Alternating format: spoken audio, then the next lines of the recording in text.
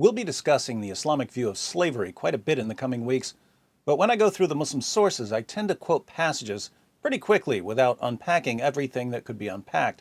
In this video, I wanted to take a close look at a hadith that I've quoted before and will quote again, just so you can see how much we can learn from a single hadith.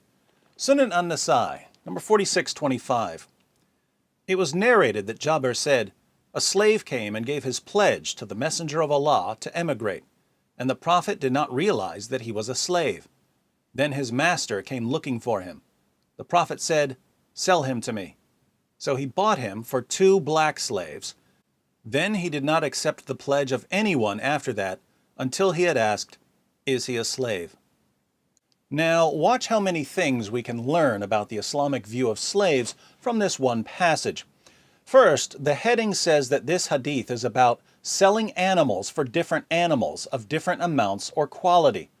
Nasa'i is considered one of the greatest hadith collectors of all time. He knew the history of Muhammad and his companions inside and out, and his scholarly conclusion was that slaves are on the same level as animals. Second, this edition of Sunan an-Nasa'i is published by Darussalam, which is a Saudi publisher. Notice that neither the translators nor the publishers make any attempt to conceal the fact that slaves were viewed as animals. Perfectly acceptable view in Saudi Arabia.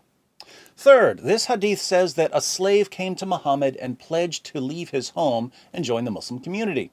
Muhammad accepted the pledge, but only because he didn't realize that the man was a slave. In other words, Muhammad didn't know that accepting this man's pledge was going to cost him something.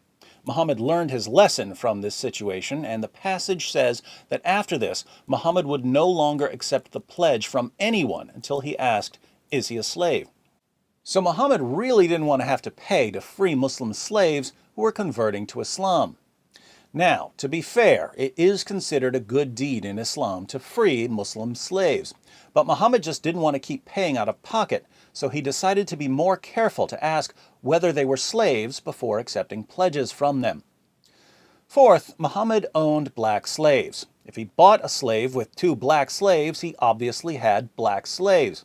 And we've seen in other videos that Muhammad had numerous black slaves. The Prophet of Islam bought, sold, and traded black African slaves.